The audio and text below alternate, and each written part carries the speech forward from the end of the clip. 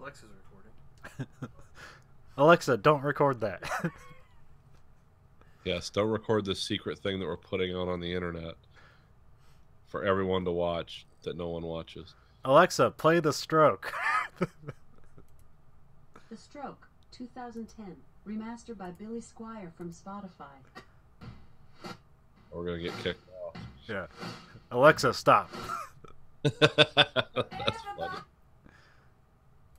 Alright, we are live. From the industrial wastelands of Michigan to the fruited plains of Iowa, this is the American Green Factory.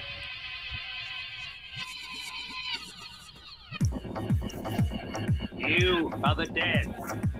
Remain exactly where you are. Make no move until you are ordered. We burn them to ashes and then burn the ashes. That's our official motto. Now we can see you. Clasp your hands behind your heads. Stand out in the middle of the room. Stand back to back. Who can explain the fascination of fire? What draws us to it, whether we're young or old? Here comes a candle to light you to bed. Here comes a chopper to chop off your head. And welcome to the amazing, new and improved American Greed Factory. Nathan. This is Conlon. Andrew. I thought you were going to rename it there for a second. The No. Amazing Green Factory Podcast. Welcome to the amazing, yeah. Well, if the tax reform bill passes, then yes. It'll Oh, be it's the- passed. No, I know, but Did they already kill net neutrality? No, it's not voted on yet. They pushed okay. it back because of the tax reform. Another 10 days, I think they put on that. Okay. That'll be next. Well, there was another podcast out there. I can't think of which one it was, but it had the funniest name for the tax reform. It was called the GOP Donor Relief Act of 2017. So, yeah. No, I couldn't remember. I thought it was Congress then Senate, so I thought it had passed, but I couldn't remember since it's been so long since civics class. Yeah, it's been a while, or it's been It's been how many sexual allegations? yeah. How many sex allegations deep are we into this tax reform? Yeah, it's here, America. It's time to be. We're on the cusp of this greatness that's been talked about. Going to make America great again for multi-billion-dollar transnational corporations. Going to make America great again for.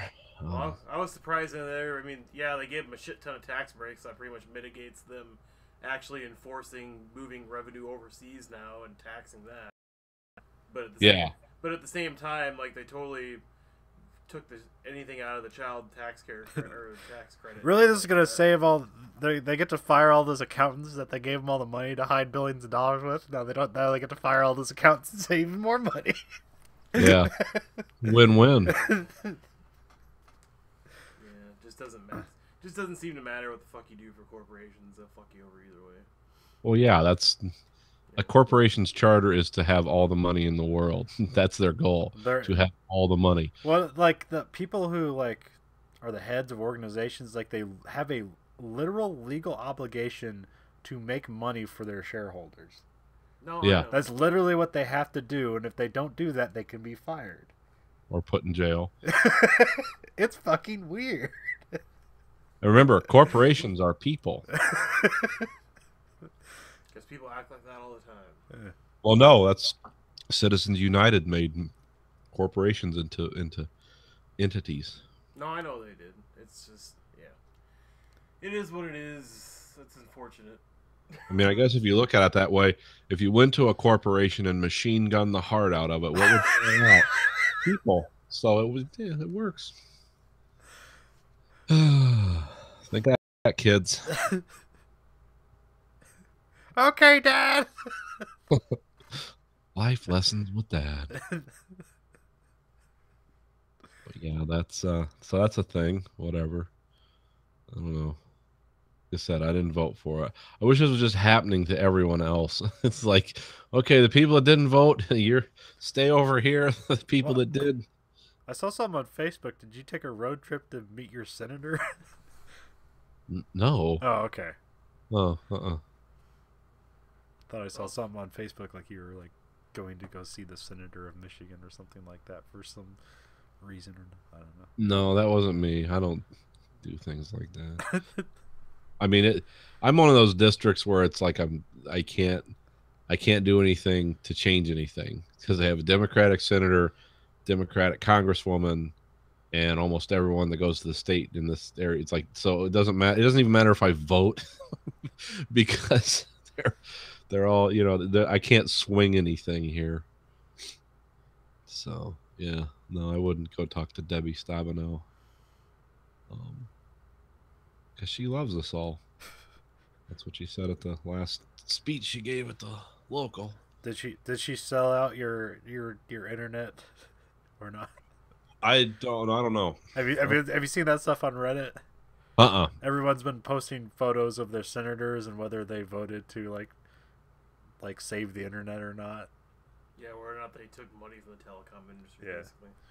Oh, I don't know. Which pretty much all of them have. So, Yeah. So. Well, like the one they did for Al Franken, who's like, he likes to touch butts, but he also did not sell us out to telecommunications company. Yeah, he's a horrible, unforgivable man, but he didn't sell us out. I haven't looked. No, I was just surprised all the recent news of the tax reform shit. That two surprising things came out of that. One, John McCain liked it, and two. Well, he's about to die, so he's mad. Yeah, and two, Marco Rubio is actually backing poor people. Like he was the one that was for keeping the child tax credit higher. Well, he needs a group of people to murder. So. Yeah. No, because I was just like, he's Republican. How is he for poor people? That makes no sense. Like, and I was still like, it passed by the slimmest of margins, but at the same time, it's like, is there any way to fucking overturn this shit? Like, well, what it got passed in the House or no, it got passed in the Senate. Doesn't have to go back to the House or some shit like that. I can't remember the. I thought if it passed by a slim margin, they could like bring it up again, and basically, like, it has to pass by a majority, not just like a bullshit 51 to 49 crap. Because that's what it passed by. Because I think there's one more step they have to do. Good, because I hope it fucking fails. Well, they actually have to write it for one thing. Oh, okay. Margin scrawl doesn't count as like legally binding documents. It's not stuff you scribble in the margins where it's like, here's my thought. Jesus was whispering to me while I was on the toilet this morning, and I think this is what we should do, or, you know, wherever they get their ideas from. But yeah, that's. I think it does have to go in for some touch up, but essentially it could. If by touch up you mean going in the garbage bin, then yes, it needs to go in for a major touch up. No. The whispering toilet needs to be a new character. Yeah. The whispering toilet of Christ. Yeah, well, somebody's. It's the how is this described? At the biggest hijack of our tax system in 30 years. Like this is just so bad. Some senator that was leading a committee that he had that video posted to Facebook today and either yesterday, one of the two, where he was yelling at people going on and on. Is like, we haven't had one hearing to discuss this tax reform bill. We have no experts, no testimony. We can't talk to anybody that's introducing this bill or what they want from it. Like, we have no information, but we're supposed to blindly vote on this stuff. Like, that's not how it works. You can't just blindly try to pass shit through the Senate and just like, oh, look. Well, you know, they got to try new things. Yeah. They haven't got much through, so it's like, we'll just surprise everybody. Yeah, surprise tax. Just in time for Christmas, kids. Yeah, because Trump already said he'll pass it before the new year, or he'll sign it. So. Or he'll resign. Yeah. He didn't make that promise. Pass or I'll resign. Everyone would be like, well, we've got our answer. But no, speaking of, there's a... Because Nathan, you like building models and doing stuff like that still, correct? Oh, yeah. Yeah, he showed off some stuff last week. Oh, really? Hey, he's got a Y-wing and oh, okay. And what else did you have? Oh, the rockets and oh yeah, the nuclear missiles, yeah. The Cold War. But anyway, yeah. No, I was just gonna ask because there's like these pewter models and like smaller plastic models that people use for like D&D and Pathfinder and stuff that come into the shop I go to, and he was unpacking stuff the other day while I was there, and he had this nativity set that came that was $50, like a little tiny pewter baby Jesus somebody could like put together and paint, along with all the wise men. And oddly enough, they didn't have names; they're just Wise Men 2, Wise Men 2, and Wise Men 3, and then all the other names. But it was $50 for all these pewter figures, and then everybody got to discussing, like. It wouldn't be sacrilegious if, we made this into a nativity scene that just had, like, Islam blowing up shit around it, like, blood flying everywhere. I was going to say, hey, where can I get the Muhammad thing to paint? I want the Muhammad statue. He was one of the wise men, don't you know? Or, if I actually fully painted it and left it alone, but then I started worshiping it, would it be worshiping a false god? Or, like, this is the Jesus I made. This is the Jesus I worship. People show up at your house. Cast down your pewter idols. It's just an interesting conversation. When you Guy with the beard came in and threw these stones at my pewter god. Sorry, when you started talking about whispering toilet Jesus, kind of made me think of that. Where I'm just like carrying around this little baby Jesus I painted in my pocket and I put it up to my ear all the time. Like, baby Jesus says kill everyone or something. It's just like, anyway, sorry. Repeal the estate tax. And the Lord said unto the Israelites, let the wealthy go. Free them from responsibility. If you let it trickle down, it'll come. Yeah. That's what she said. Better hope that shit trickles down, or I'm going to have to pay to get that problem fixed. Don't worry, the dam's about to burst. That or the old Doc Martin to the guts, whatever it takes. I'm sure any day now we'll all get our $10 checks that we've been waiting on for these 30 years of trickle-down economics. Yeah. I'll get extra $300 on top of the $100 I typically get as a return anyway. So it'll be $400, and I get to watch the country disintegrate. It's like, well, that was worth it. Well, you'll get it. Yeah, you'll get it for 10 years, and then after that, you'll get less of a refund or start paying in every year now. I missed the paying in days. Those made me happy. For like 10 years, I was going to get our taxes done. A lot of people act like they won a small lottery. For me, it was like, well, how much are we taking out of savings? $2,000 or $5,000. I've never had to pay in like big money, but I used to pay in all the time. Then we had Grayson, and I started breaking even and getting a little ahead. But yeah. But no, it's a sad day. Yeah, it's part and a line of sad days.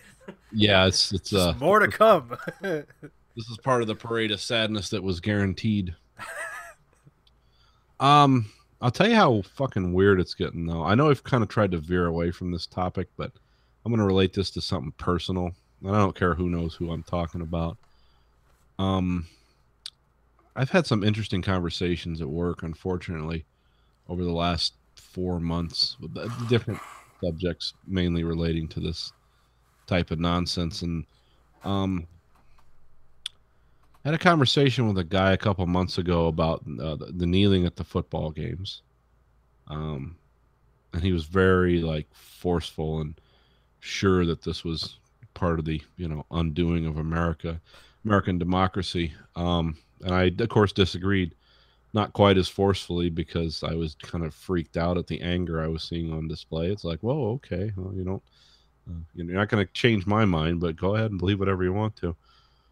Well, that moved into talking to me about God, basically, what do they call it? Proselytizing. Yeah. And that this week has migrated into flat earth theory. Okay.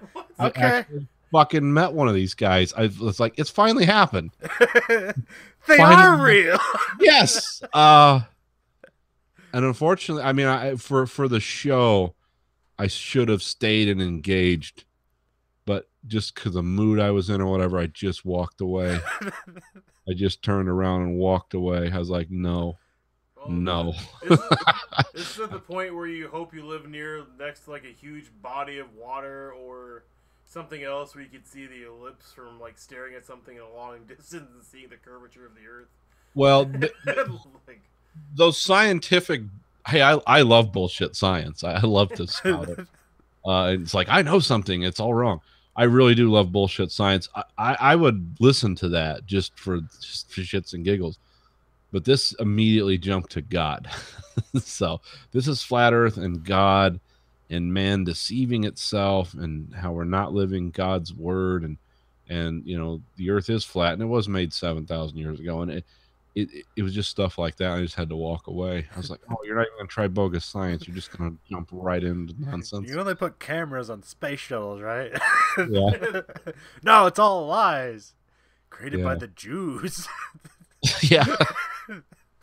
What is Joe Rogan had something funny because he engages these people is constantly, not on his show, but just on Twitter or whatever. What do they call? What does he call himself? A sphere shill or something? It's like he like, yes, I'm part of this conspiracy of science. They're paying me like a whole $3 to say the Earth is round. So, yeah, but I can say this is a new rock bottom, or just wow, this shit's real. I met a flat earther, but it was really disappointing and disheartening though. It's like you went from you just live in whatever universe you want, and you just believe whatever you want to. Well, this is a guy whose arc was like, for a year and a half, I'm non-political. I don't talk about things like that. I don't care whatever people want to do, to being a hardcore Trump supporter, to then becoming a forklift-bound preacher who now is blending flat earth theory with religious theology. And it's like, oh, I hope this guy has a lot of fucking firearms around the house, because he's obviously on a healthy mental journey. This is well, the fact that he drives a huge forklift at work can't be a healthy thing either. But yeah, I saw some video by I think it's by Penn Jillette. He had an interesting conversation where he was just talking about like people, like, if you actually believe in God and you think people are going in hell, like, because like people are like, isn't people who proselytize, isn't that annoying? And he's like, no, if those people believe you are going to hell and you need to be saved by Jesus, if they aren't proselytizing to you, then they are fucking assholes. it does make sense. I mean, it's the same thing as like if you were about to walk off a cliff and I knew you were about to walk off a cliff. If I don't stop you, I basically murdered you. That's basically the same thing, so that makes total sense to me. But at the same time, like, literally I had a woman yesterday that was like, all I did was I pulled up at Target, and I was just going in there to look for a Nintendo Switch. I get out of my car, and then she, like, looks back, stares at me for, like, 5 seconds, and I'm like, okay. Like, I looked down at myself, like, do I have shit covered myself, or, like, what the fuck's on me? Like, nope, just have a sweatshirt, jeans on, shoes, look normal. And then I keep walking towards her, she keeps walking towards the door, and then she's like, have you met God, or whatever? I'm like, what? And it's like, well, you have God in your life? I'm like, no. And it's like, well, you should really go to, do you go to church regularly? I'm like, and I keep being flabbergasted by the conversation, because it's like, why the fuck did you decide to talk to me about this shit of all people? There's all people in different directions. Everyone doesn't pay attention. He'll listen. I know, but thankfully that never happens to me. It only happens like once every 10 years, but it seems to happen a lot. Oh, I get the fucking eye contact from people. And it's like, I know. It's like, I'm looking over, this guy looks at me, I look away, I look back, he's still looking at me. I'm like, fuck. Okay, either my fly's unzipped, this guy's going to tell me about how aliens abducted him, or I'm going to hear about Jesus. One of the three things is going to happen. Or I could get robbed and murdered, which would be like negative, but a change of pace. I remember the last weird guy I got at Walmart was, there's probably been others in between, but the one I remembered is that, so like, there's some companies, I believe Budget Pops is one of them, and a couple others. It has on the packages like company owned and run by women. That's what it says on the package. And he's like, why do they gotta advertise that? Like, it makes me not want to buy it. I was like, what do you give a fuck? Who cares? If it said a company owned and run by men, it would be every company in the country except for this. That's what makes it unique. Let them have it. Let them have their thing. Yeah, I love it when people comment on stuff like that. Or it's like people tell me shit at work, like, they don't say the Pledge of Allegiance in school anymore. It's like, yeah, they do. Every day, my kid at school, they do that. Both the private and the public school, they do that. It's like they might not do that in Ann Arbor, but they do that at where my kid goes We to didn't school. really do it. They had it like once a month at our school, right? When Or we was it had all? the morning announcements or whatever every day, we'd always do the Pledge of Allegiance because it would always come over the Okay. loudspeaker. I don't really remember doing the Pledge of Allegiance like that often. I mean, I don't think anybody enforced you to have to do it, but yeah, it happened. Yeah, because Yeah, we always had shit to do. We had like, yeah, we'd have Grayson. They used to have an assembly every week. That was at the private thing. I think what they call those God and Country rallies or whatever. I don't know what they called them, but they had that, and then they had like when I went to school, they did it over the loudspeaker, and the fucking Jehovah's Witnesses kids always sat there. They were the ones who didn't have to do it when I was in school, and everyone just stared at them. Your parents are making you weird. Oh man! I saw some movie. I believe it's called Near. Oh man, Near Genvo, Aus Africa, which means like nowhere in Africa. In Okay. German. It's a German movie, and I think I've seen this other places too. But like, they were Jewish kids at a Catholic school, and like they'd say the Lord's Prayer, and then like, is there anybody Jewish? Please stand up, and like go to the side, as they would say the Lord's Prayer. It's like that's fucking weird. But you know, it was like, you know, the 40s, so. Oh well, yeah, things were a little different then. They had a whole different concept going back then. Because they had to escape to Africa to Now we Yeah. put death camps. yeah. Yeah. But because it was Kenya, and the guy spoke German, and because Kenya was a British colony at the time, he got conscripted into the British Army to go fight the Germans. Yeah, I knew a guy.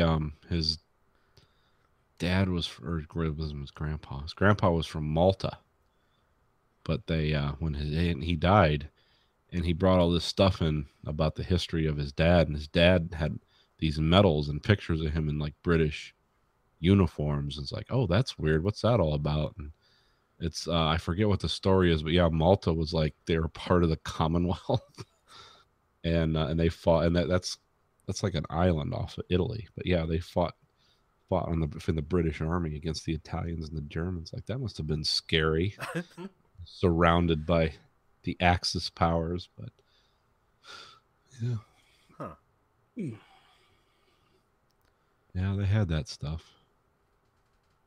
The old Commonwealth. Well, we had Black Friday and Cyber Monday. Did anybody get anything? Just things I normally would have got. I got some great coupons.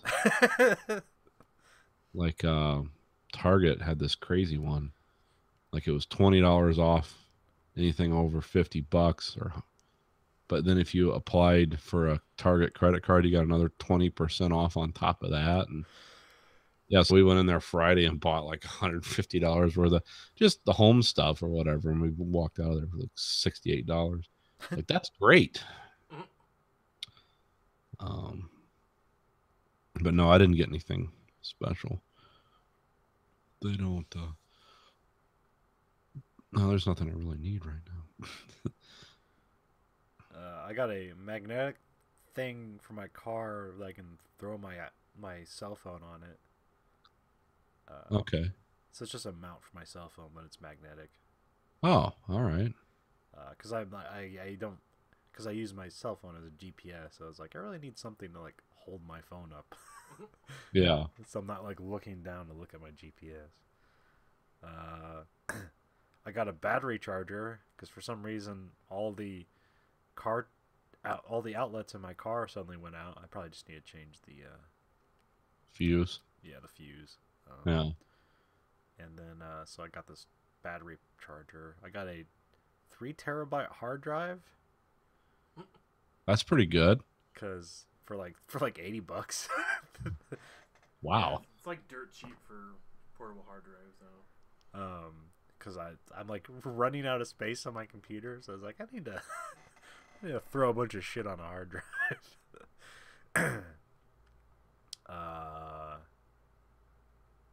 And of course the big thing I got is I got an Alexa.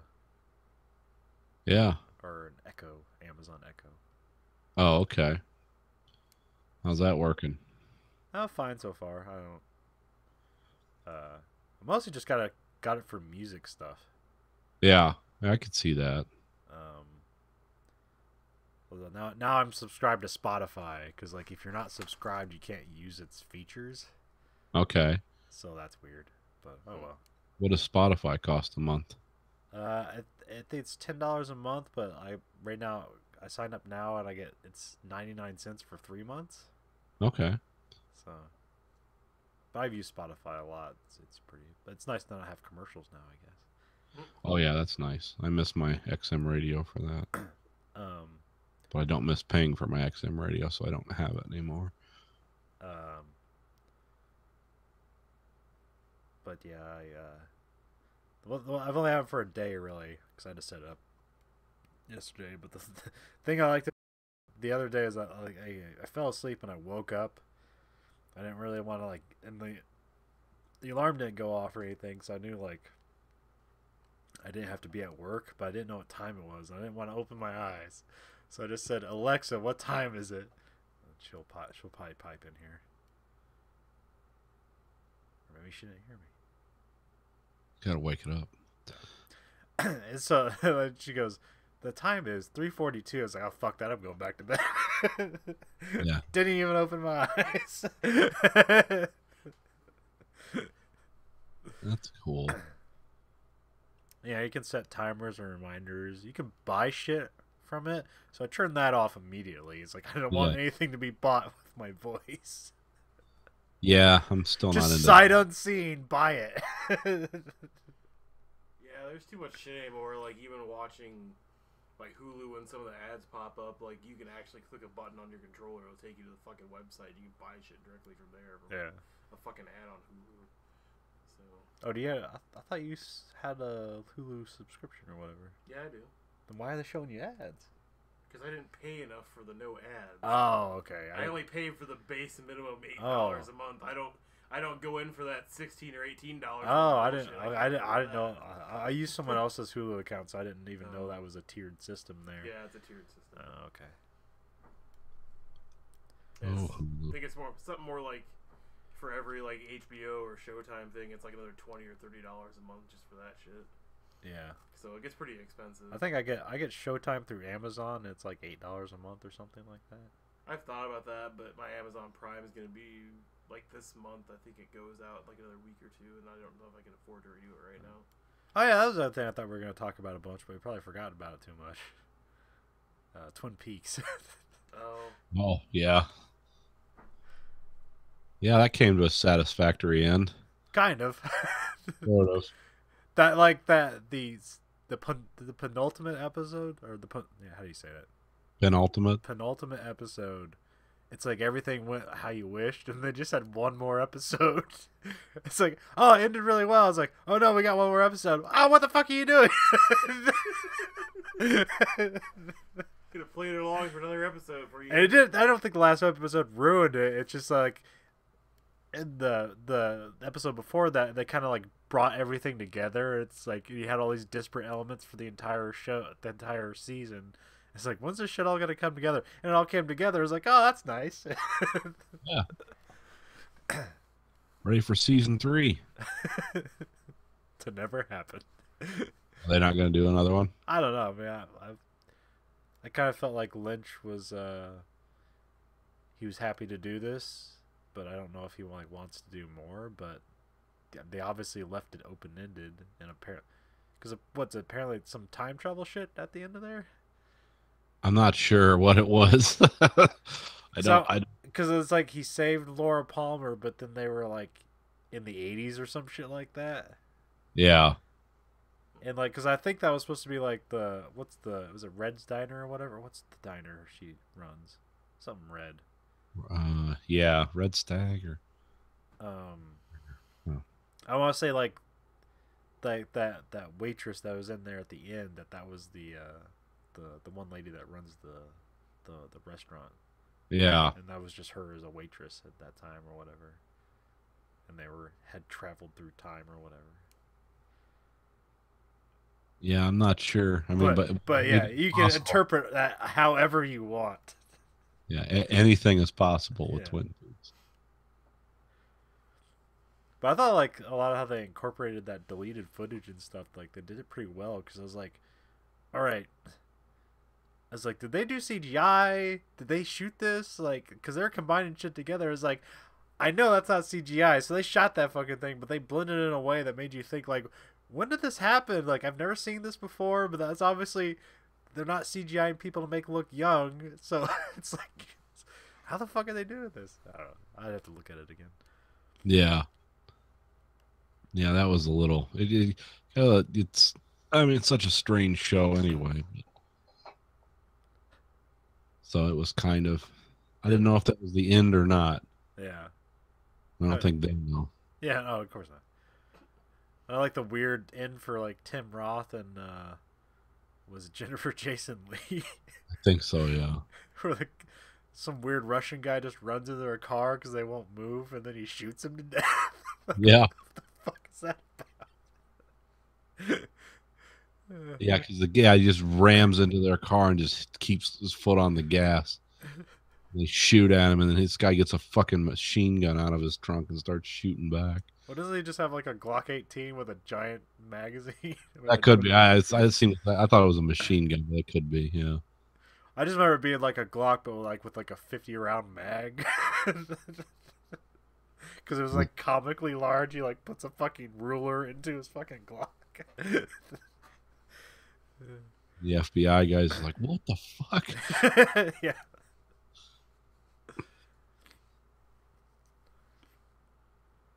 And that guy with the weird green glove, gets to be a hero. Yeah, he's the. It's like that finally makes sense. Not really. But, like, why did this ever happen in the first place?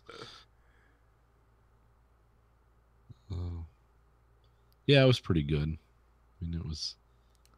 I didn't think this was all gonna like snap into focus and make sense. So it was the ending you expected. Well, like that second to last episode, they brought things together, especially after an almost meandering season. That was kind of unexpected. Yeah, they took some weird detours. It was good. It was watchable, but it's like that Lynch stuff. It's like, this is just weird for the sake of being weird. Yeah, I need to go back and watch the season because I just remember being there like just tons of loose threads. Oh yeah, yeah. Because I remember something like they're getting a call from like Bulgaria and they just like cut to Bulgaria and there's like a phone on like a table and like that never has any meaning later on. But it probably does. I get some of that stuff. I think it's like a lot of the stuff in Lost. Everyone just tried to interpret the hell out of it. It's like, no, just go with it. Trust me. It's just somebody thought this would be a cool scene, and maybe they could tie it to something else later. But I mean, Lost was actually way more disciplined than Twin Peaks, though. Oh yeah. But it's still, they had stuff in Lost where it's like, what? Okay, that's just background weirdness.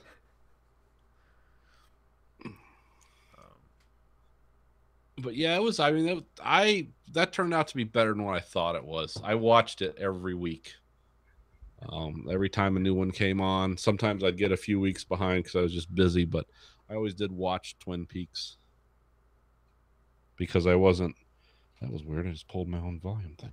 I wasn't too. I wasn't super optimistic, but I was looking forward to it. So I still need to show Andrew the rest of it because he liked the 4 episodes I think I've showed you. Technically like 3.5, but yeah, okay. I've liked all the episodes so far. I've never seen the original show, but at the same time, I opted to watch the new season before going back to Netflix and watching all the old stuff. So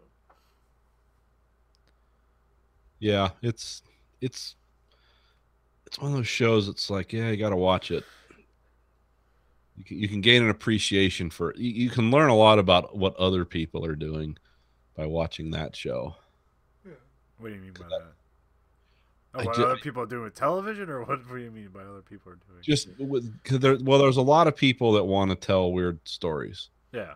and they want to, and sometimes it's too sci-fi, sometimes it's not enough sci-fi, sometimes it's too fantasy, sometimes it's too real. It's like True Detective. The first season seemed very like, oh, is this going into David Lynch territory? No, it's not. I mean, it walked right towards it. It walked right up to the edge, and then it stopped.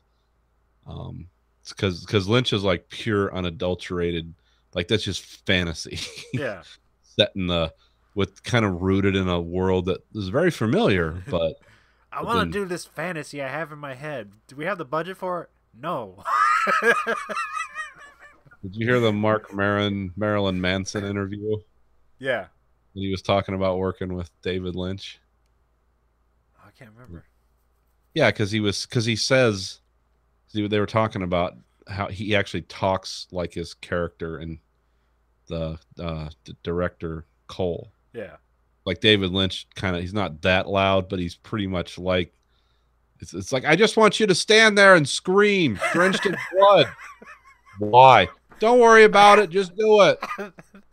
Take care of that.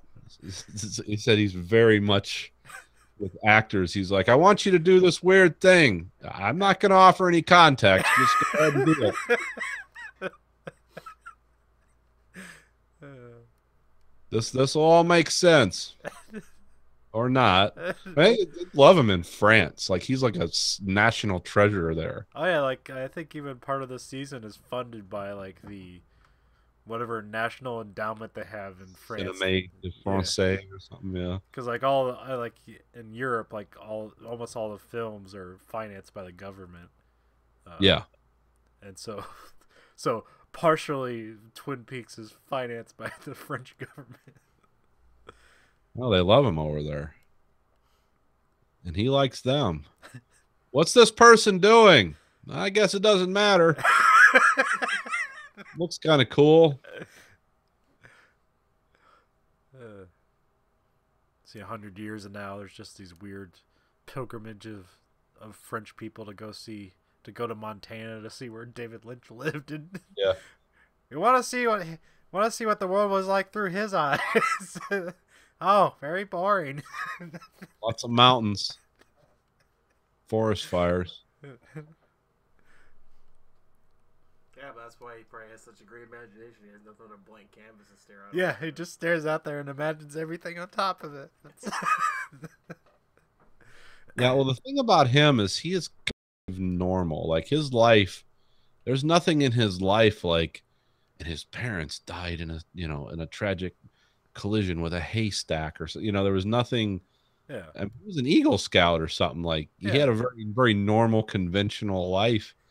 And then he's like, went to art school, and then someone showed him a movie camera, and we're doing the Eraserhead. It's like, whoa, okay. So the internal monologue here must be pretty interesting. So his parents didn't die in a tragic group sex accident? No, nothing like that. No, okay. He doesn't even really act that weird. No. Like this, he doesn't act like Tim Burton acts like a fucking fruit. Yeah. David Lynch, who is way weirder and way more of an auteur than Tim Burton, he's just like, hey, what's going on? What are we doing today? I still like that he played himself as the bartender in the Cleveland show. Yeah. It's like, is there any artistic merit to it? It's like, no. It's just fun. Yep.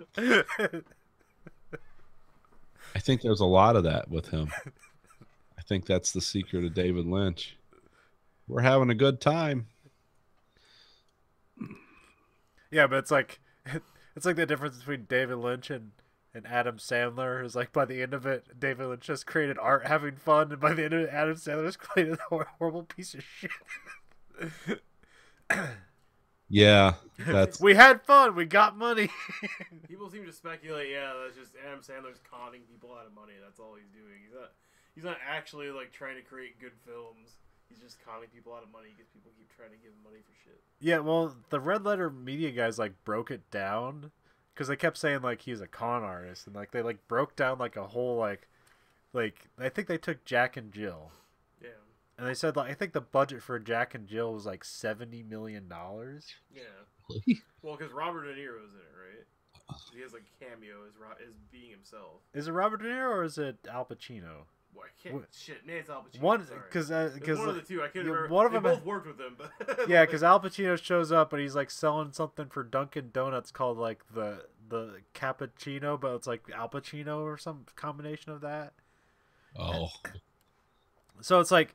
So they go in and examine. It's like, all right, what costs $70 million? It's like, okay, well, we're giving Adam Sandler $20 million. Okay, you still have $50 million to make a movie, and then like it's like, did they do like? But special effects were awful, so it's not like they did a good job. that was a good movie.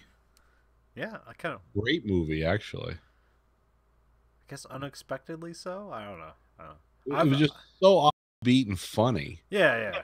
It was like, whoa, I wasn't expecting this. I mean, the Thor stuff's always kind of ridiculous because it's like, oh, he's a god. Great. Well, let's work some angst into that. But yeah, this one was pretty.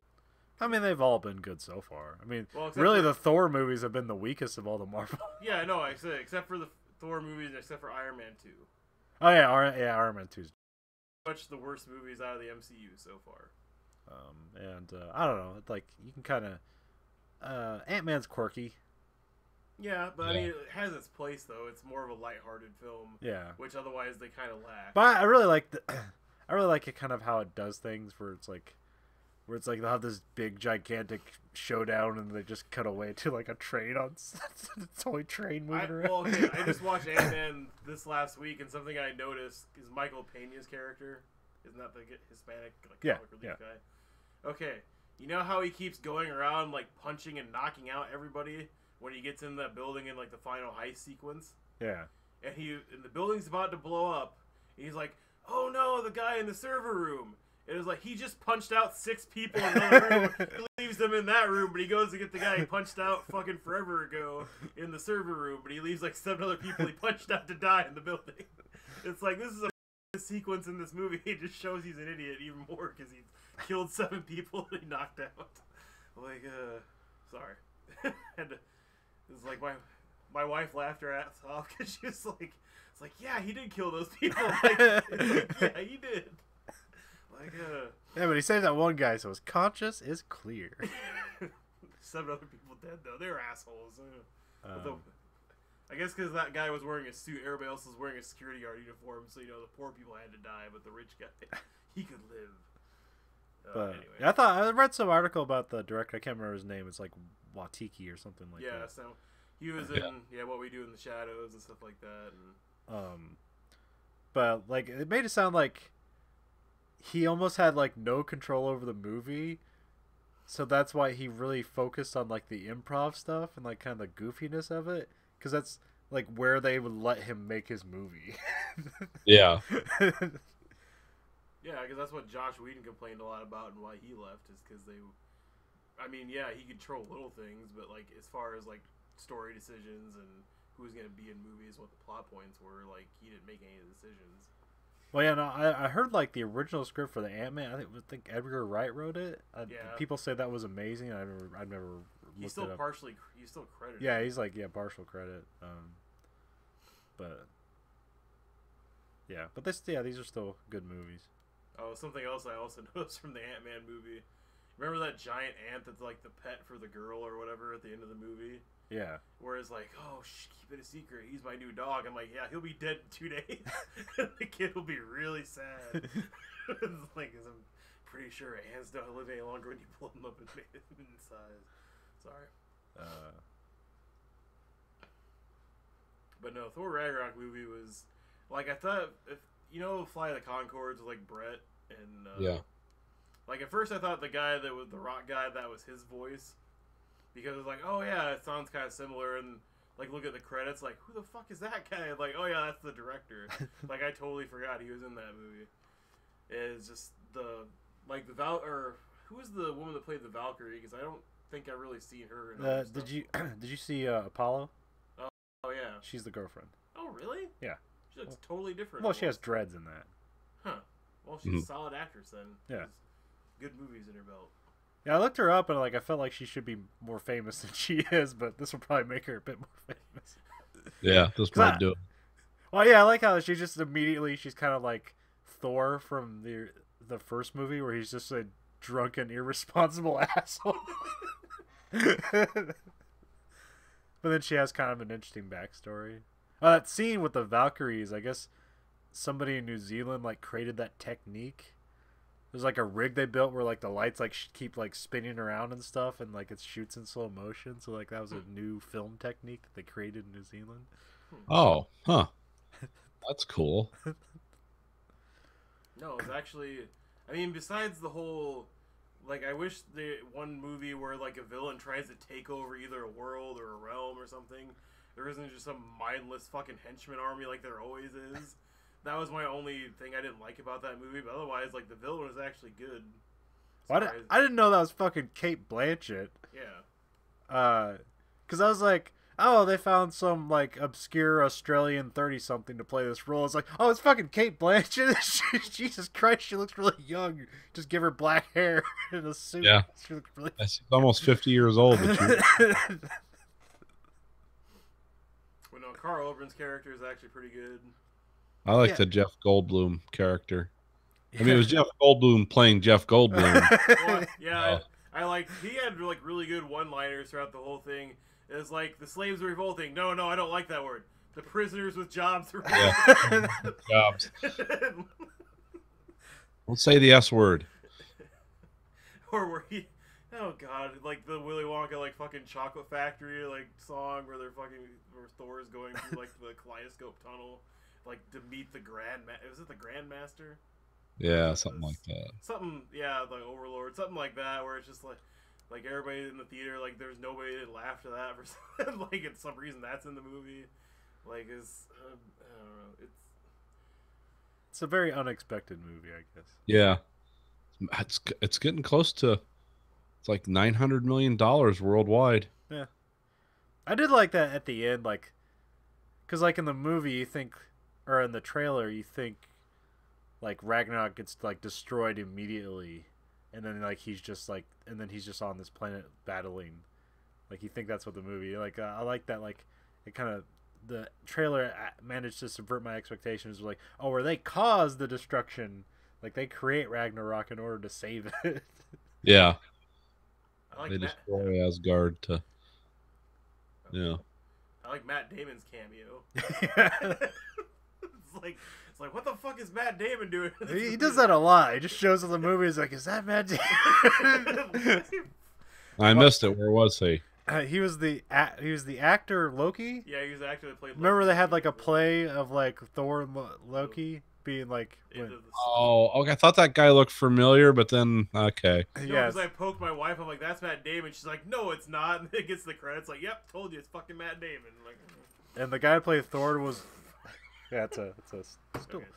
Okay. You can lean back if you want.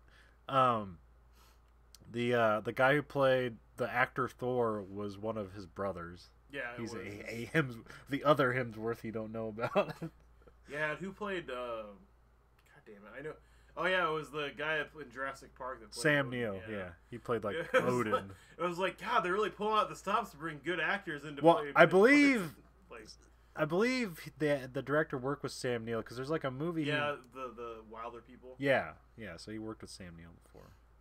So I was almost looking out for the Aborigine kid for that movie too, to be in Thor 3 somehow. Like, yeah. Well, and the guy who plays Thor, Chris Hemsworth, that guy's always funny. Yeah. In his weird kind of. Well, he's got so much better at it too. Yeah. He's like, now it's like for a guy you just hire to be like a bag of muscles, he now has like the chops to like do comedy. It's like really strange.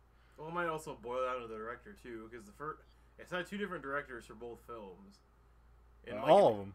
Yeah, I know. In interviews, like, he talked about the first two films where it's like, yeah, the direction is like everything's dark, there's no humor anywhere. It's just like, well, that's Kenneth Branagh for you. Yeah, so I think that was, so when Thor and Thor 2 came out, like, really the only other movies or independent movies besides Avengers was basically Iron Man, right? Yeah, those were and Captain America. Yeah, it was Captain America, Thor, and Iron Man was like the main ones. But Iron Man's kind of like before, like, all this stuff where after Guardians of the Galaxy, they seem to be interjecting more and more humor into all their films. Yeah. Across the spectrum, because they're like, oh yeah, that really worked, and it made people really like the film more. So I think it's just Iron Man was always like the comic relief and kind of the asshole. Captain America is always the goody two-shoes guy and always has the moral dilemma. And then Thor was like the dark and brooding guy that was supposed to be pissed off because he wasn't king yet, basically. So there wasn't any room for humor in the other two franchises. Well, no, there was humor, it just wasn't as much as this one. Because like he was always like when he starts out, he's like a drunk asshole. Yeah. And they kind of a lot of time they left the humor for like Loki sometimes to like bring out the humor. So yeah, because he's playing just like Tony Stark, kind of like the snarky asshole. Which Thor is not like a quick-witted like comeback king. He's just more or less like that's why like him and Hulk like teaming up works so well in this movie too. Like they're very much alike as characters, as far as like they both are kind of pigeonholed into being like just the strong man that just go bash up shit. They don't really have like anything to say. I like it when Thor's talking about the fight to David Banner. He's like, we fought. Did you win? Oh yeah, I defeated you easily. You know, it's like such nonsense. But no, it's I really am impressed with Marvel. I wish DC could get on track with their shit instead of keep turning. They got Wonder Woman. Yeah, I know, but like everybody keeps saying Justice League's so light and like nobody takes it seriously. It's just so lighthearted and. Like it's just, oh really? Oh yeah. Okay.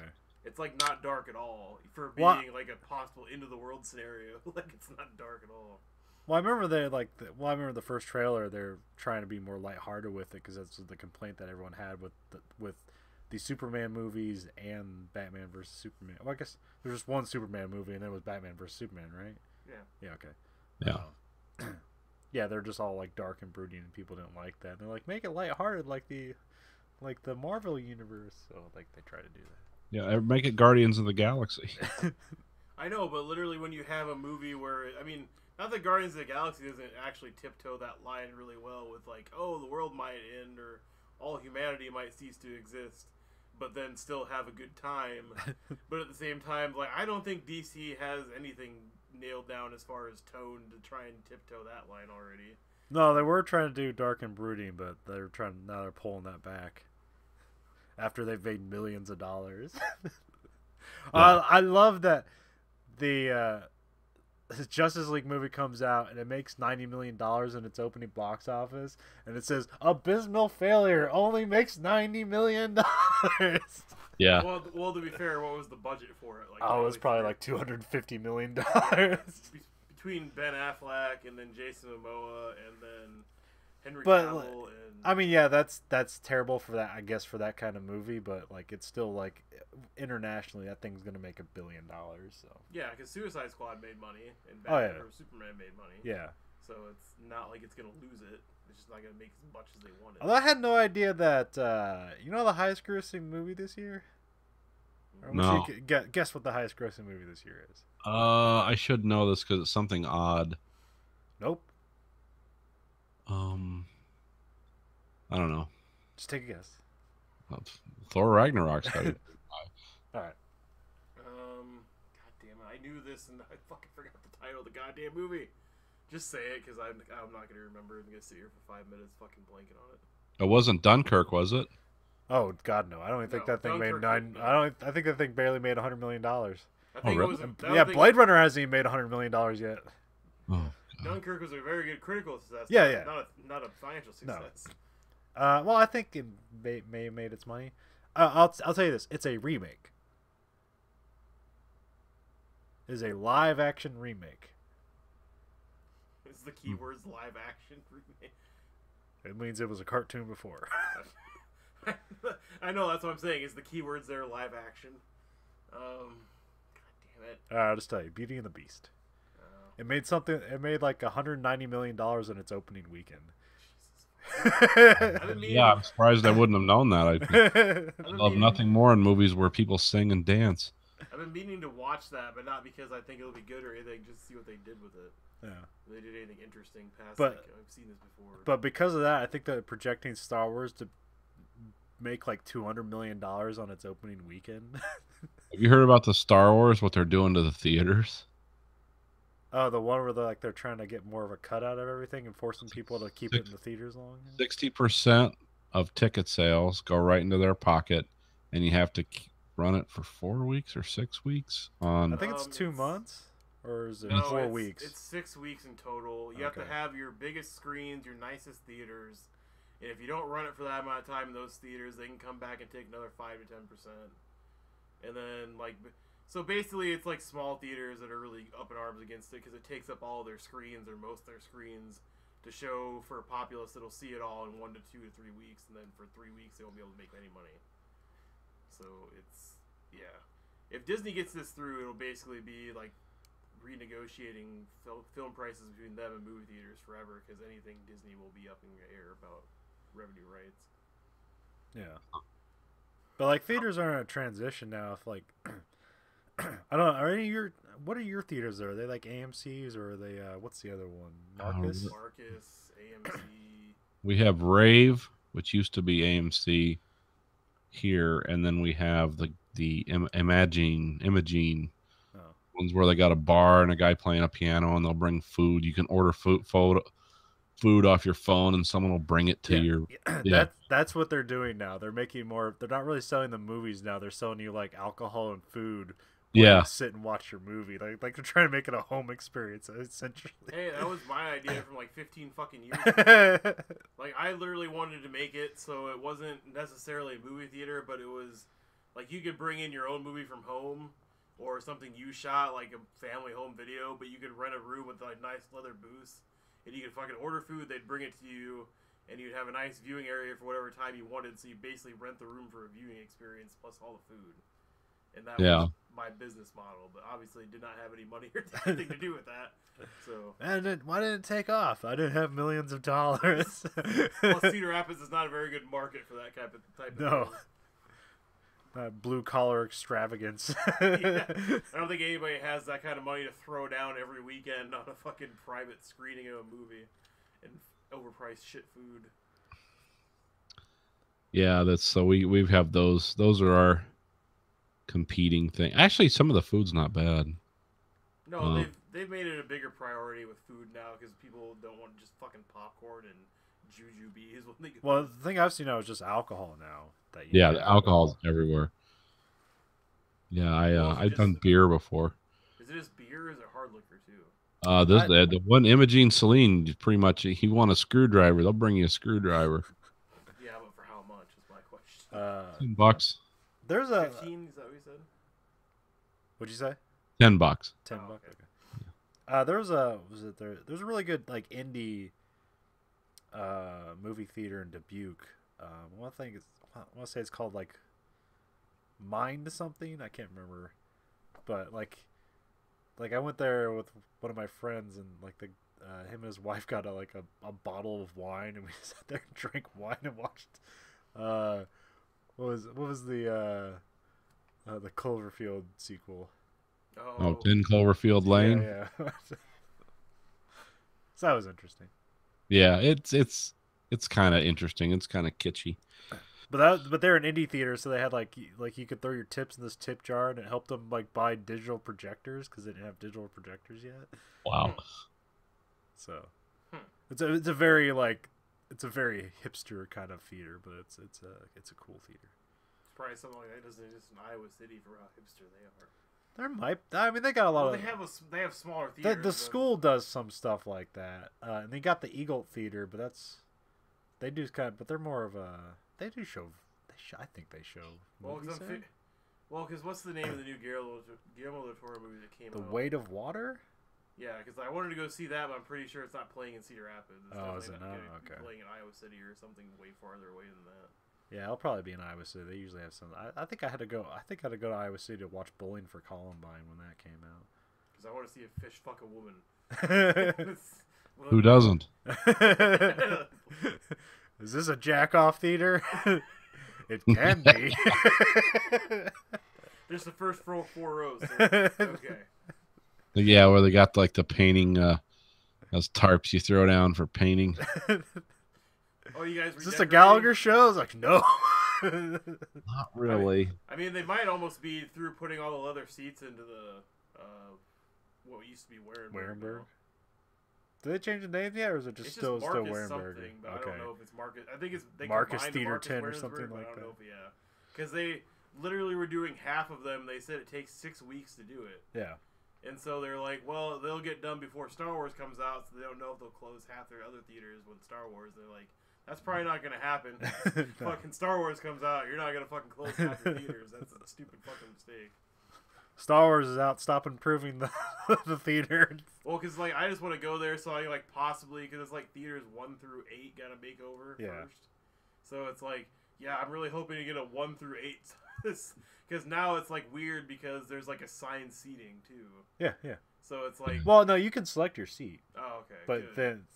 then, well, I mean, at least when I went to the IMAX theater, like when I went to pay for it, you just like they just like, here's your seats. Select your seats you want. And we select.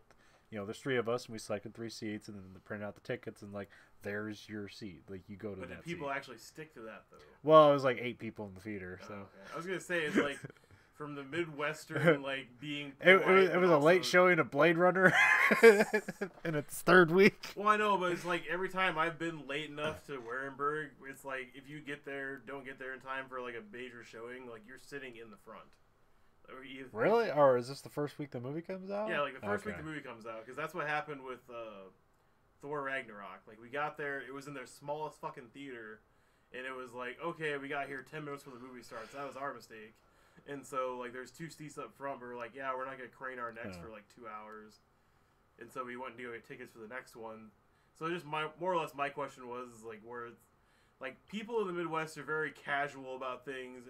And also kind of dickish in that way, where they might get assigned seats, but will they actually stick to them? Is my assumption. I mean, I imagine you'll run into scenarios, but like for the most part, it's like if you get to choose your seat, why wouldn't you sit there? But if it's a full theater, then yeah, there's going to be a bunch of dicks. Yeah. You just go get that pimply teenage girl. It's like, hey, this guy's in my seat. I can shoot him. Or you can call the cops. It's up to you. Like I'm giving you an option here. Be like the puberty teenager from The Simpsons. Can you move, sir? Like, 400-pound guy full of resent. Like, no, just a voice from the darkness. Heavy breathing. No. I'm also wondering how, because you've seen them clean. Everybody's seen people clean movie theaters. All they do is sweep up really quick. If there's a spill, they might address it. But other than that, you think they're really gonna wipe down all those leather seats with like moist wipes every time they have a theater showing? Like they're not gonna be sticky and weird after like the first couple weeks. No, but I mean, I'm not sure how they're made, so they might have some sort of like resistant stuff. Yeah, those are car. That's car leather.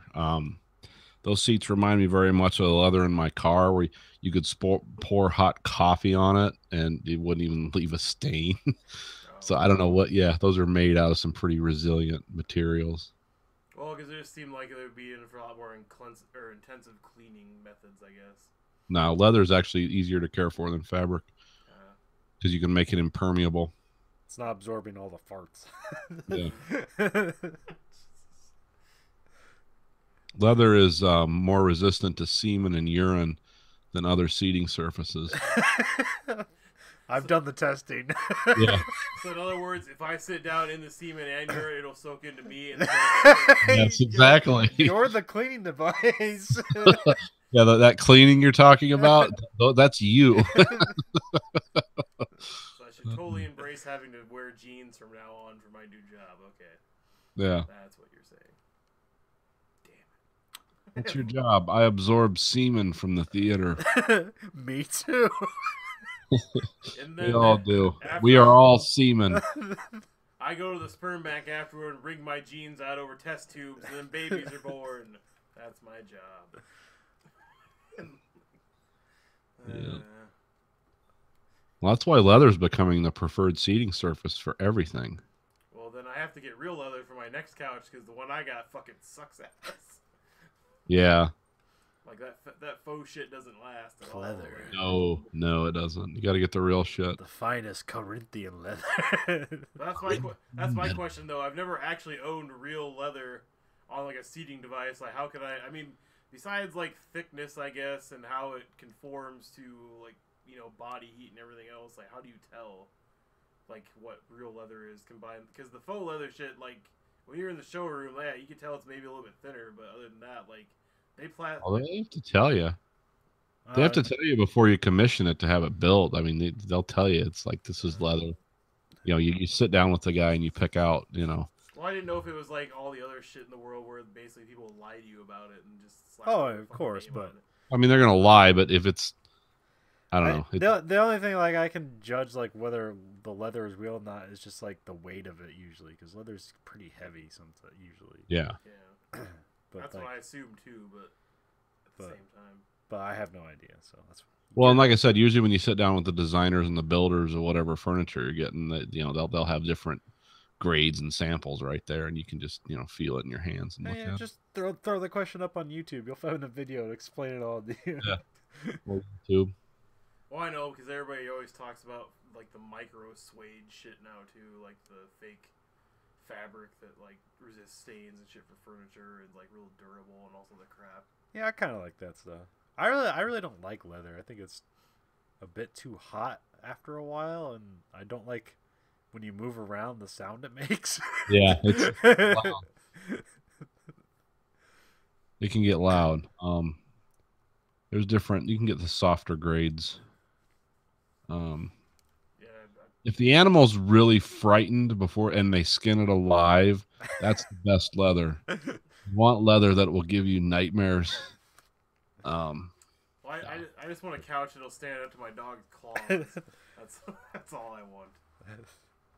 Well, you'll just need a bench, a wood bench. Well, you could get those like canvas couch covers made, where it's like that canvas where if you jump on it, like things could catch on fire. It's so coarse. Jesus. No, thank you. I already have like 20 million blankets and pillows covering my fucking raggedy ass shit couch. Like I was kind of there you go. Kind of looking forward to not having that scenario ever again, but I'll probably have to wait till my dog dies to get a new couch. Well, somewhat speaking of fear, I had an idea for a concept for a horror movie. Okay. You know how like people in horror movies seem to be like get dismembered like far too easily? Oh, you want the hard dismemberment horror movie? No, not really. I just like where it's like someone just like rip off another person's arm. It's like if they're really that pliable, wouldn't the other person's arm also fall out like while pulling the other person's arm? Like this is so I thought that whole concept is that like when people are afraid, their body becomes immediately pliable. Oh, so it's like if a spider gets his leg trapped, like it automatically detaches, kind of thing. I guess, but this way, the fear mechanism just makes you more easily killed. Putty Man. The movie. You know you're gonna just die. to explain why people are like, why arms and legs are just falling off at the drop of a hat. Or heads. My thing was always with The Walking Dead. It's like, so all these people have this virus in them. Does it make their skulls as thin as paper? Because people are stabbing knives through people's skulls like they're stabbing a piñata or something. The skull is like a fucking rock. You might get through that thing with a drill. You can get in through the eyes. But yeah, they're like, okay, we got to put him out of his misery. Okay, I'm going to stab him through his temple. It's like, no, that would be like, ting, ting. Well, yeah, if you're talking about the people who are still alive, but yeah, in the comic books they address like, like how soft and squishy the dead get. Oh no, I get it to the dead. I understand with the dead. I totally grasp that concept. Even though some of the people that were alive 5 minutes ago are now the dead, it seems like their skulls break down pretty fast too. But no, I'm talking about the people that die and they don't want him to reanimate, and so they're just like, okay, I'll put him out of his misery. It's like, no. you need like a fucking framing nail, a big hammer. Skull's a bitch. Yeah, I don't know. Obviously, it's just for the fact that they don't have to like explain things and like put in a lot of effort more than just like one quick shot where the blade goes in and comes back out really quickly instead of the character agonizingly working for 5 minutes to penetrate their skull with the knife. While they're crying, those glycerin tears on them. I don't like this new direction The Walking Dead's going, where it's becoming an anatomy lesson.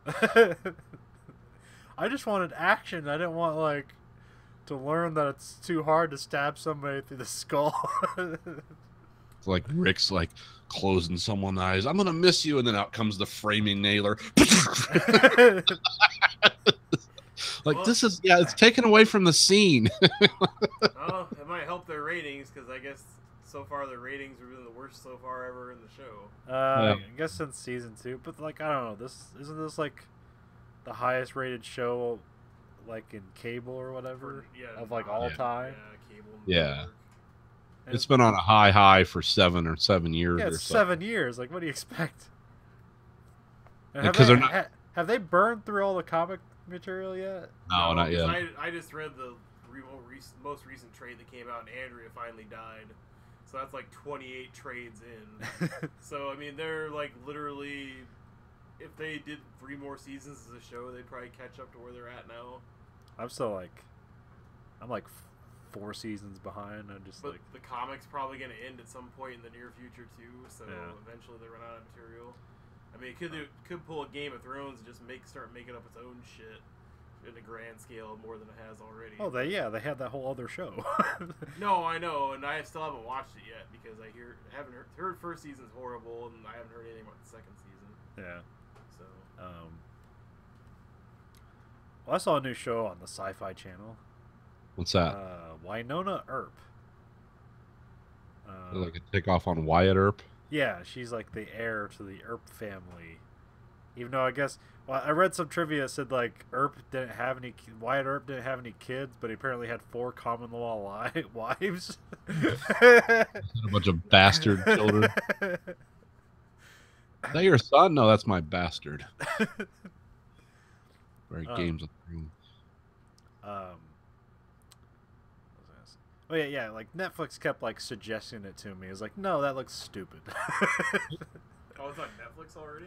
Yeah, the first season's on Netflix. Oh, I thought it was like on Hulu or something because I thought it hadn't. No, it's not on Hulu because like I had to like Netflix only has the first season. And I was like, fuck, I'll just watch the second season. But I had to like buy like the first half of the second season to then, because the Sci-Fi site only has like the last 5 episodes of the second season, so I got through the second season as well. Not exactly sure why. It's not like it's a really good show. And that first episode's kind of rough, but there's things that has likable characters, I guess. Because like Wynonna Earp,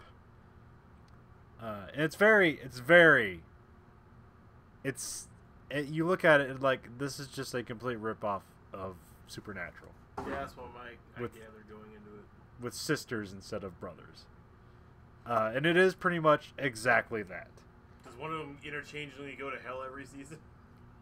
Because that would definitely make it a ripoff of Supernatural. Well, they did that like like the sister, she's like the smart one, so she does like all the research and stuff, and then like she hacks into things, and then also she might be part demon.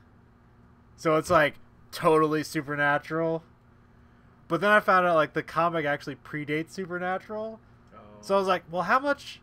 So is like Supernatural cribbing any of this stuff from the comic? And I was like, and then I looked at the comic. It's like, no, they made a show and then they just copied Supernatural and used the stuff from the comic to put in there. I mean, Supernatural does have its sources, but it's mostly like other shows and stuff like that. The one thing they do different for Supernatural is that they keep it in one place. They don't go on a road trip like Supernatural does every week.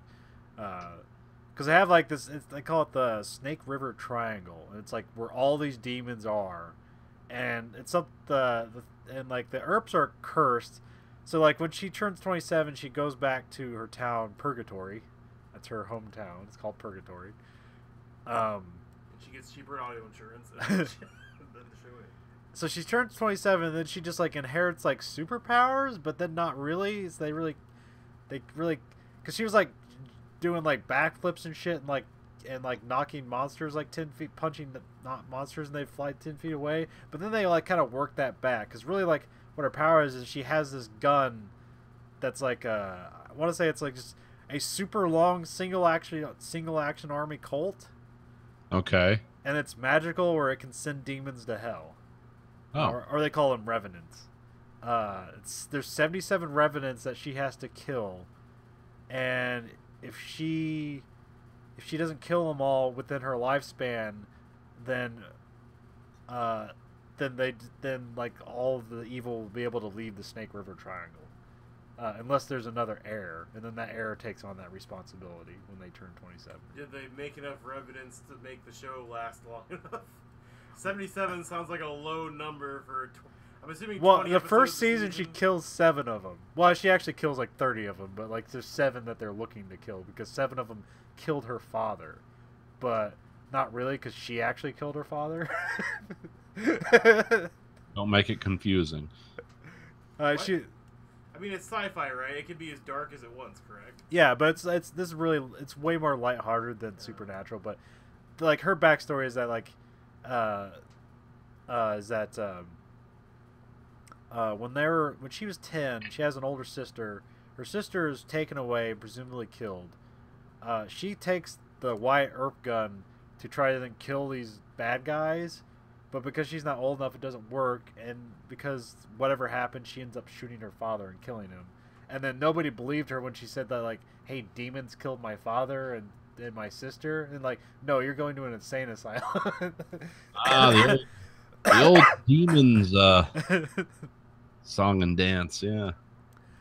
And they do something kind of interesting, which I like, where they have like a secret organization that's like looking over this stuff. I mean, they've done that plenty of times, but like that was always my idea for like the last season of Supernatural, is that like they become FBI agents as the government recognizes like evil and stuff like that, and then they become FBI agents, and then they have actual FBI badges with their names on it, and then people are like, it sounds like some stupid rock star names. Who's Sam and Dean Winchester?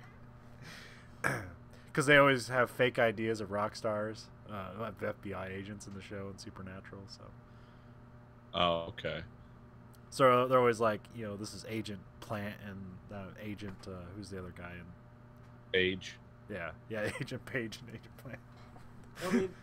When you talked about like the setup for the show, like, her father dies and, goes out in revenge and blah, blah, blah. And also her 27th birthday is like, yes, already that's like, oh yeah, Sam, you turned fucking 21 or what the fuck. Oh, wasn't that one? Yeah, and then it's like, oh, then they finally knew you existed. They came after you to kill you, and they killed your girlfriend. But also, then their father dies at some point. It's like, why can't they just be fucking original at some point? Not have like a loved one dies to spur them to do this, and it happens at a certain age. How about like they just like one day, like not that it hasn't been done to death too, but like they figure out what their purpose is because they read some fucking book that the dad was hiding from them, and they notice this like birthmark they have that keeps getting bigger and bigger with all this like writing and etching like going up their arm, and it means like slowly they're gonna die because they're not killing those demons they're supposed to, and their life's gonna end, and if their timer runs out, then all the demons get to come out. So instead to do what they're supposed to do for the show, kill a demon, then the etching goes down every week or whatever, and then that could be a whole new motivation instead of my father died.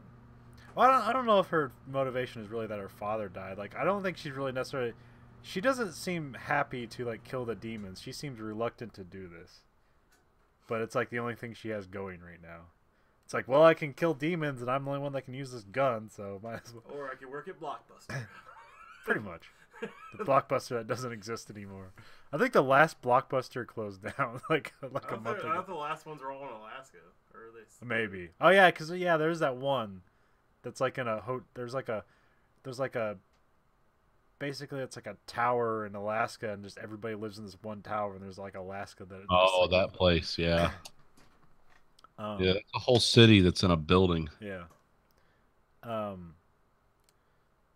But they do kind of interesting with like the revenants, I guess, or whatever, where they're not necessarily like they're not just intrinsically evil, but like if they remain, this evil will remain to other evil stuff too. So they kind of like work it back to like some of these people aren't just like randomly evil. They don't want to be it. They just like happen to be like cursed to be evil. Yeah, it's just basically poisoning the area. It's not their fault. So I thought like something they were gonna do in the second season is that they're gonna have it like where she stops killing the revenants. Could be in the idea is that like if she lifts this curse from her family, which doesn't seem like a curse other than like you have this responsibility to kill these evil people before you die. It seems more or less of a curse and more of a responsibility. That if they lift this curse, then all the evil in the world will like, or the evil in this area will be able to like leave the area, like the other evil. So like maybe like all right, she'll stop killing them in order to contain evil into this one area. But they don't. I don't know. They had a lot of things they walked back from. It seems very disparate in how they put things together.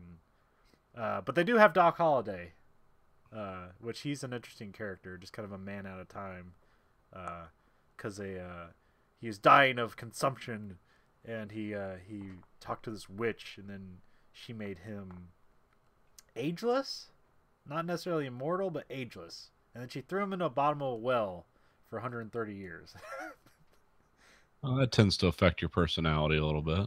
And then apparently like so Winona, she threw the ERP gun in the bottom of this well, and then she goes to go get it, so she crawls to the bottom of the well, gets the gun, apparently doesn't see Doc there. He crawls out when she leaves the rope down in there, and then just like hangs out like nothing ever happened. But I like his character. I like that actor. He because he talks in that kind of old timey, or at least the way they romanticize it in westerns. Like I do declare, shit like that. To me, that would get old really fast. I don't know. It works for this character. He's a good actor who like I don't know. Like he was apparently in that Schitt's Creek show. I don't know. He's like one of the brothers or something. Yeah, I know what show you're talking about. I haven't seen it. Yeah, I think the thing that really got me through the show was that there's a sheriff, or I'm not. She's part of the cop. I want to say they call her Officer Hot, but she's really a sheriff. It's Haught. Oh. And like immediately she starts to show interest in Winona's sister Waverly. I was like, lesbians, I'm listening. God. That was the thing that just dragged me through that show through the first like 3 episodes. Like, I'll keep watching this. I want to see those two fuckers. Even though they'll never actually show anything. I don't know, they could say shit and stuff like that. I don't know, cable networks get to do. No, I'm more saying than it's that. not Game of Thrones where you're gonna see 2 lesbians like on top of each other. I don't expect that, but yeah, she's Officer Hot's like just a tall ginger chick who's kind of cool. So, and Canadian. It's all like, I think it's shot in Vancouver, where it's like all the impossibly where it looks the least like the old one. Well, I don't know like where this place is supposed to be, but like so like the one dude, his name's Dolls. He's like the FBI, the secret FBI agent who like hunts all these demons and stuff. Or he's called something called the Black Badge Division. And the badge has like an American Canadian border thing on it, like has both flags. So I think this thing's supposed to be like on the border of America and Canada, but of course it's shot in Canada because all sci-fi shows are shot in Canada. Well, I mean, it's not like Canada's not cheap and stuff, but the same, or at least depending on where you shoot in Canada anyway. Well, Supernatural shoots in Canada. Oh. Because they're always around the Pacific Northwest or at least that's what it seems like. Yeah, anyway. I mean, X-Files shot in Canada for like the first 7 seasons, I think. Yeah. Because there's big tax abatements up there. Yeah, if it's like 75% of your crew and cast is Canadian, you get like tons of tax breaks. So it's just way cheaper. So like, especially if you're shooting a sci-fi show where you need budget to go to special effects, it's just like, well, this tax break is going to cover our special effects budget essentially, so we can have a cheaper show, but then like look like a bigger show. No, Canada and Georgia are the 2 big places in North America to shoot stuff. Yeah. Oh yeah, because Georgia basically makes it fucking cheap as shit to shoot there because all the tax. all the huge tack breaks they give you and stuff like that, and everybody. The way it was explained on last weekend tonight or whatever, where they talked about that, whereas basically it's like, oh yeah, all these states have to compete against one another, and they have to, spend all this money to outdo each other and shit like that. It's basically who can give the most shit away for free, like all the tax. Pretty much. We used to have that in Michigan too, but our governor got rid of that because he decided he wanted to. It was more important to have sweatshops. They have tax-free auto parts plants where they paid everyone $10 an hour, and everyone was drugs. We had that in Iowa, and then they got rid of it, and that's why the movie Cedar Rapids shot in Ann Arbor, Michigan.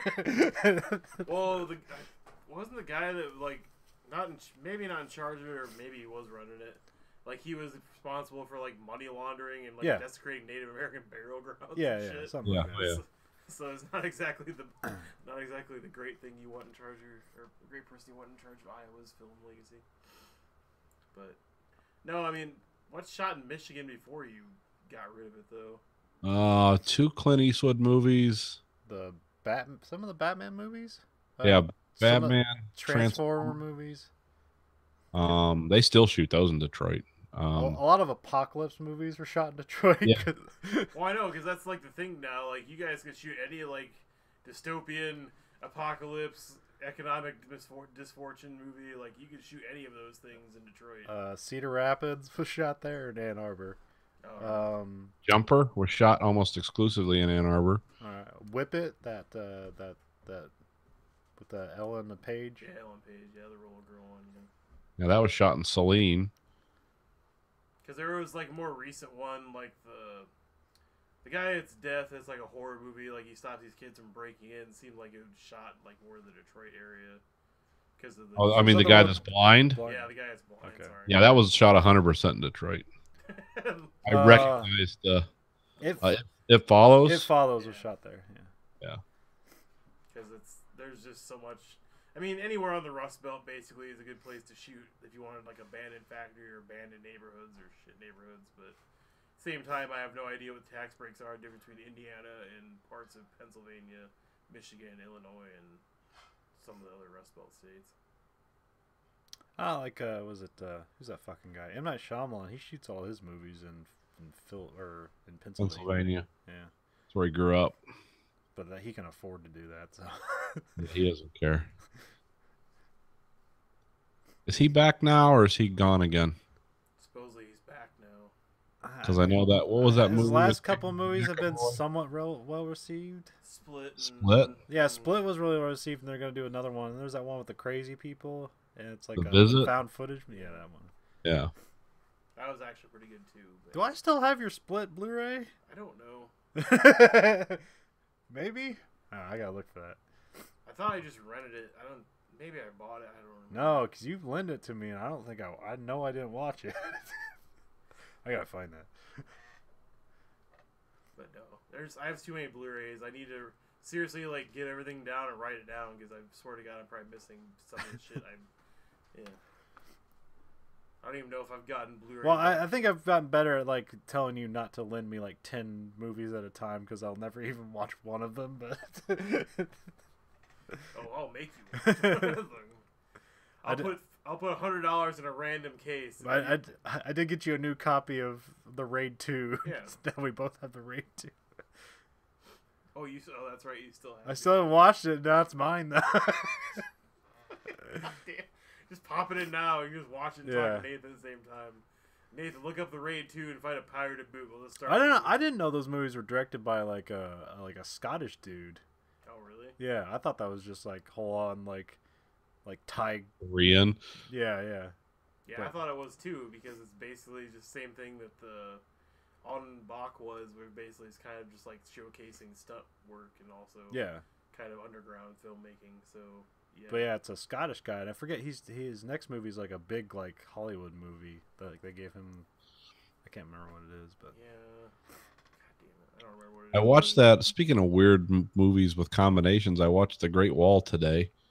Okay. I had a bunch of stuff to do in the kitchen. Oh, isn't that one with Matt Damon? Yeah. Yeah. That actually wasn't as bad as I thought it would be. Wait, what's that? What's that movie with the snipers and John Cena? What's that one called? Oh, The Wall. They both called The Wall. Yeah. Okay, of course. No, I saw that one too. That one, the ending on the John Cena one's really fucking bullshit. But yeah, the Great Wall, or was it just The Wall? I don't remember. But yeah, that one wasn't as bad. Like, I like some of the visual style of it and stuff like that. But at the same time, yeah, it wasn't a good movie. Well, the problem with that is the pacing and story. You can always tell when you have like, especially when you get like a lot of Asian directors. Like, there's a limit on how long the movie can be.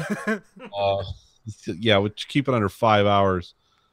Because the pacing there was nothing wrong with this movie, but the pacing was way off. So, yeah, it wasn't fun to watch. Oh. Well, I don't. Was Matt Damon like the star of it, or was he just like occasionally? No, around? not really. He was kind of like, I mean, he was the guy definitely who was there for the American audience, but he didn't like take over and like, I'm going to heroically show you people. No, they already knew all their shit. He was just kind of willing to try stuff. Like, yeah, I'll go hold the magnet up to it, or I'll go try to capture one. But he wasn't like a White Knight or something. Like, he didn't come in and like, oh, I'll show you what to do. It's so it was sort of, because I know a lot of people were angry about that movie. It's like, oh, the white guy's going to come and save the Chinese. And it's like, no, that's what's going on. That's what the Chinese paid him to do. Yes. But no, like, do you guys want me to ruin the ending of The Wall for you? Because that's the reason. I think you talked about it before. But... Did I? Yeah, because then you say, like, they call in a helicopter and he shoots a helicopter. Yeah, he but then shoots a helicopter out of the fucking sky. And then he also, like, shoots at all these amazing trick shots from so far away. Like, I meant to shoot your water bottle, and I meant to shoot that out, and all. While he's running in zigzag pattern, like, fucking 1,000 yards away from him and shit. And it's like, maybe you could do a few of those things on luck or just happenstance, but, like, all the fucking shit in that movie, that was total fucking bullshit. You're not shooting a medic out of the helicopter first and then shooting both the pilots. and then after the whole thing goes black and like, oh, then he radios for like all these tank battalions and shit to come in and rescue him too. It's like, yeah, you're not gonna kill all those guys with sniper rifles, but whatever. Like, sorry. That was a complete. I mean, it wasn't a horror movie, but the fucking end of it was just complete bullshit. Yeah. So. All right. Well, I don't have anything else if you don't. Oh, we got tons of stuff, but we'll forget about it later. We'll talk about it We're next going to do another podcast, talk about Atomic Blonde and The Punisher. I got at least Future got a chance Man, to yeah. watch one of those. I try to watch Atomic Blonde. Okay. Or watch Future Man. It's really fucking funny. Well, he doesn't have Hulu, so he's not going to see it. But yeah, Future Man's a really good show. Really, really stupid in a very good way. Okay. Cock thief. That part at the end where he's just naked the whole time, like half the, he's like staring at himself and he's like, "Hey, you got a bigger dick somehow." Or just the part where like they're in James Cameron's house and the fucking AI is just like, "Oh, you mean the director James Cameron?" And "Oh, you mean this guy? This like just like fucking James Cameron's like great at everything and like the savior of the universe." And then slowly it's like that fucker James Cameron. Piece of shit James Cameron there. Alright, sorry. Enough of ruining. It's a weird time travel show. I've seen ads for it. It basically rips off all sci-fi concepts ever and then plays along with it. So. All right. Sorry, I'm just thinking about that show. Well, anyway, this week for the American Greed Factory podcast, this is Nathan. It's Conlon. Andrew? Goodbye, America.